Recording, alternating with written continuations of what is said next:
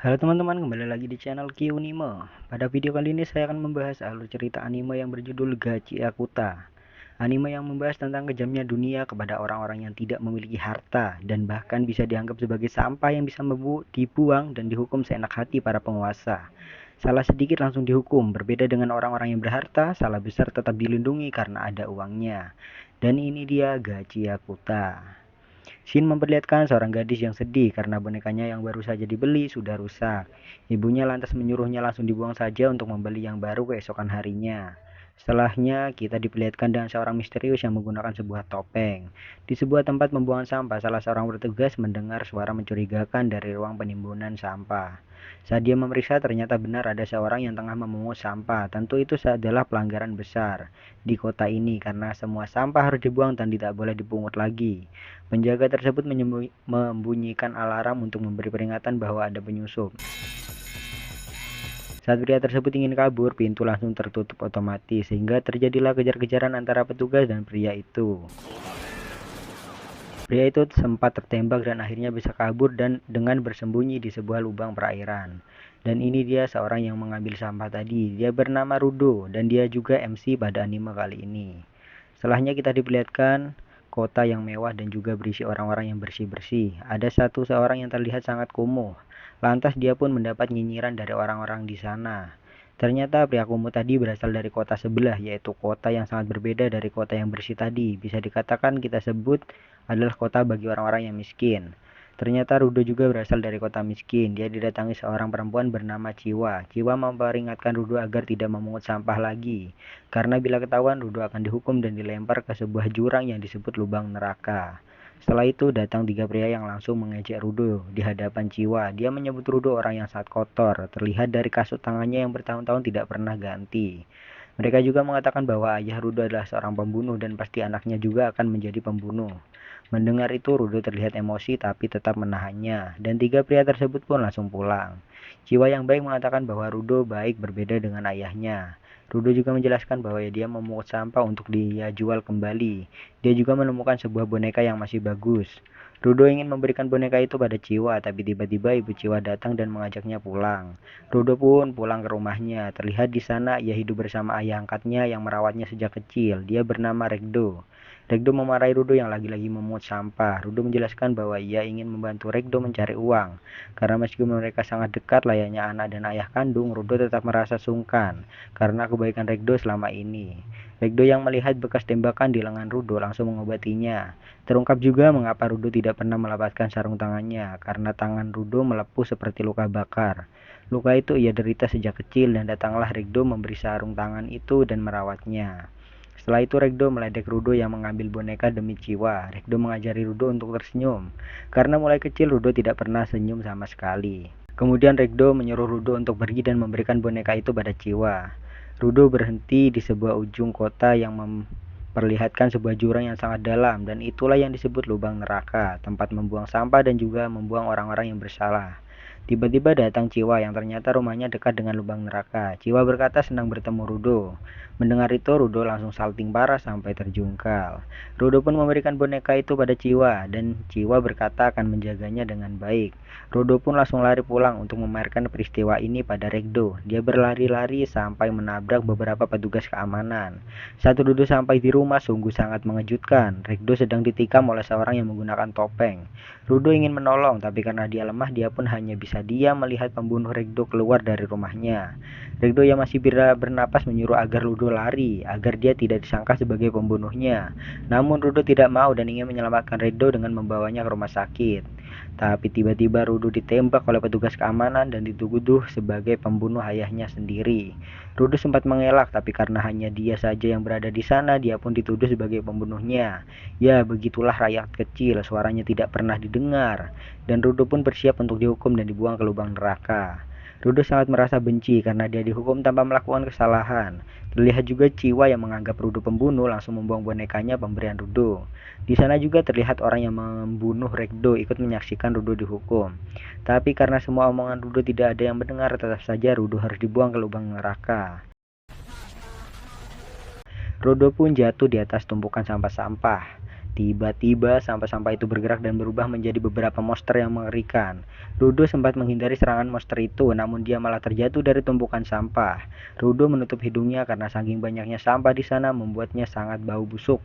Tiba-tiba Rudo mengingat tentang pesan terakhir Recto, yaitu untuk mengubah peraturan yang buruk di kotanya, sehingga Rudo tidak ingin mati di tempat ini.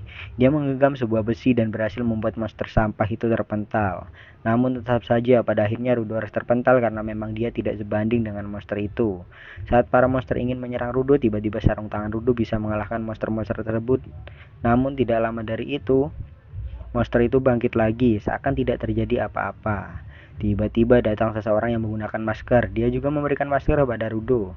Pria itu berkata mengapa Rudo bisa ada di tempat berbahaya ini. Belum sempat Rudo menjelaskan, monster sampah itu marah dan ingin menyerang pria dan Rudo. Pria tersebut mengeluarkan sebuah payung bisa mengeluarkan aura berwarna kuning dan langsung menyerang sang monster dengan membabi buta menggunakan payungnya. Dan pada akhirnya sang monster pun tumbang di tangannya. Pria tersebut langsung memperkenalkan diri. Dia bernama Engine, seorang anggota dari kelompok Cleaner. Melihat itu Rudo mengingatkan Recto yang selalu membantunya dari kecil. Lalu Engine mengikat Rudo dan membawanya. Rudo bertanya ingin dibawa kemana. Engine menjawab bahwa di sini adalah tempat berbahaya dan ingin segera membawa Rudo ke tempat yang lebih aman. Dan Rudo menjelaskan dia datang dari dunia atas karena dihukum setelah difitnah membunuh ayah angkatnya sendiri. Setelah itu Engine meninggalkan Rudo di hadapan beberapa orang yang menggunakan masker. Orang-orang tersebut awalnya kaget karena Rudo bisa selamat setelah terjatuh di kawasan berbahaya itu. Dan seorang pria berkata bahwa dia akan menangkap Rudo dan menjualnya karena orang dari dunia atas sangat mahal harganya ketika dijual di dunia bawah. Karena orang dunia atas seenaknya membuang sampah ke dunia bawah sehingga menyebabkan munculnya para monster sampah. Rudo sempat disuapi sebuah sampah oleh pria tersebut agar merasakan penderitaan orang bawah, namun Rudo malah memakan jari orang tersebut. Melihat perlakuan orang-orang itu, Rudo pun marah dan mengeluarkan aura merah. Terlihat juga Engine sedang memantau Rudo dari jarak jauh. Rudo membabi buta dan menghajar pria-pria jahat tersebut. Namun saat Rudo ingin menghabisinya, Engine mencegahnya karena sebenarnya Engine hanya mengetes kekuatan Rudo. Dan dia pun mengajak Rudo untuk bergabung dengan grup Cleaner karena melihat potensi dalam diri Rudo. Setelahnya Rudo dibawa ke dokter oleh Engine. Dokter tersebut memarahi Rudo yang berada di kawasan berbahaya. Untung saja ada Engine yang menyelamatkannya. Setelahnya Rudo pun berterima kasih pada Engine atas bantuannya. Engine berkata jangan sembarangan memberikan informasi pada orang yang tidak dikenal karena informasi sangat mahal di dunia bawah.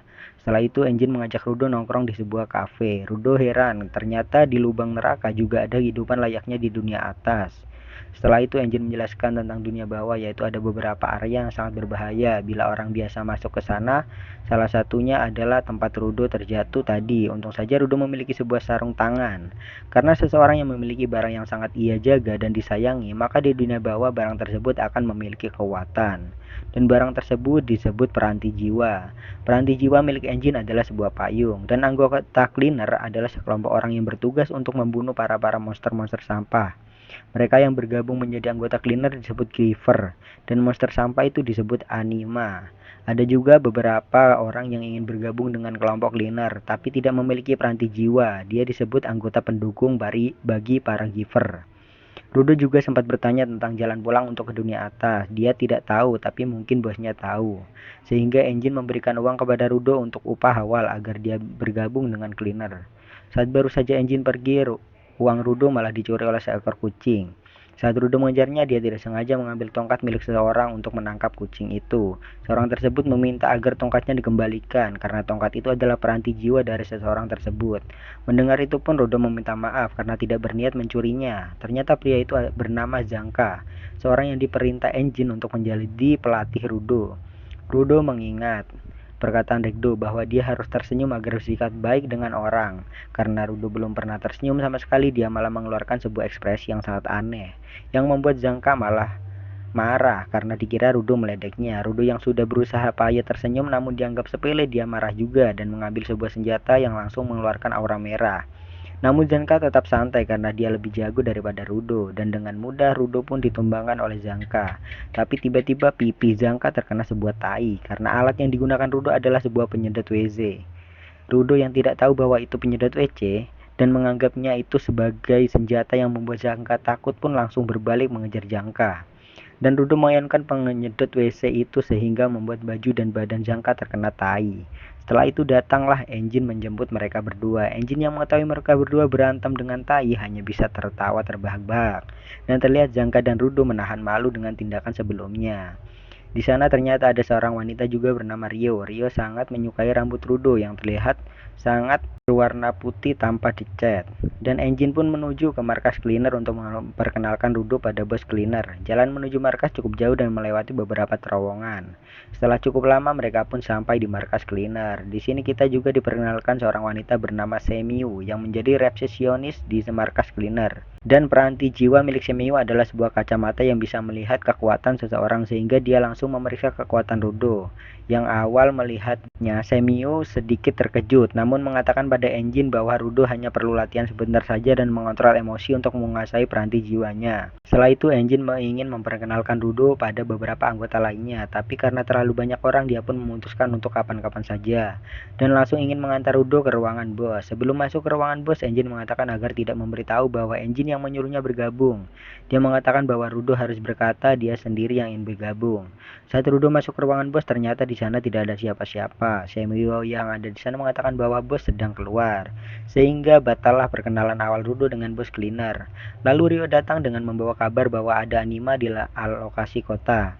Dan dia ingin Rudo ikut untuk training pertamanya. Di sana Semio kembali menjelaskan tentang beberapa wilayah yang berbahaya di dunia bawah, yang apabila orang biasa masuk ke sana maka dipastikan akan mati, dan juga harus menggunakan masker di area tersebut. Dan akhirnya Rudo bersama Rio dan dua anggota pendukung mendatangi tempat anime terbaru. Rudo melihat banyak sekali sampah di sana yang ternyata dibuang oleh orang-orang atas ke sini. Rio dan anggota pendukung menyuruh agar Rudo melihat cara bertarung mereka dan belajar. Terlihat seekor anime yang terlihat cukup lemah dan juga banyak. Rio mengatakan agar tenang karena itu adalah anime paling lemah levelnya dan datang yang sedikit lebih besar. Dan lagi-lagi Rio mengatakan itu hanya satu tingkat di atas anime terlemah. Rio mengatakan pada Rudo dalam keadaan apapun dia harus tenang karena panik hanya akan memperburuk kondisi. Rudo pun belajar untuk coba tenang, tapi tiba-tiba datang sebuah anime yang sangat besar. Rio mengatakan bahwa anima ini lumayan berbahaya, sehingga Rio mengeluarkan peranti jiwanya yaitu sebuah gunting yang mengeluarkan aura hijau dan bisa menjadi besar, lalu menyerang para anima dengan mudah. Rudo yang hanya bengong hampir saja diserang oleh sebuah anima. Untung saja seorang anggota pendukung menyelamatkannya, lalu anggota pendukung melemparkan para anima ke arah Rio untuk dieksekusi, karena yang bisa membunuh para anima hanyalah Giver. Anggota pendukung hanyalah anggota yang membantu para Giver. Tiba-tiba salah seorang anggota pendukung jatuh dan ingin diserang oleh anima. Rudo pun menyelamatkannya dengan sebuah besi. Rudo tidak ingin hanya menonton dan menjadi beban. Besi yang dipegang Rudo berubah menjadi besi besar beraura merah. Dan langsung Rio yang mengeksekusi anima itu. Rio mengatakan bahwa anima yang paling besar meski sudah dipotong tetap saja hidup. Rio menyuruh anggota pendukung untuk membuat laporan terbaru dengan anima yang baru ini pada bos cleaner.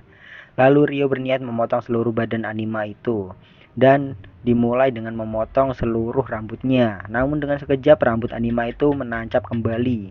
Rio melihat sebuah cahaya di atas kepala anima itu. Anima itu sempat mengamuk dan membuat Rudo hampir saja terjatuh tertelan bumi ke sebuah jurang. Untung saja ada seorang anggota pendukung yang menolongnya dan menyuruhnya agar tidak hilang konsentrasi. Setelah itu Rio menebaskan guntingnya pada cahaya yang ada di atas kepala anima itu. Dan akhirnya anima itu pun tumbang. Dan anehnya anima itu digerakkan oleh sebuah peranti jiwa berupa silet cutter. Setelah itu kita diperlihatkan seorang yang awal ingin menjual Rudo, dia terlihat dimarahi bosnya karena gagal menangkap Rudo. Dan episode 4 pun berakhir di sini. Saya akan melanjutkan episodenya bila banyak yang menyukai anime ini. Tetap tunggu kelanjutannya hanya di channel Qnime. See you and goodbye.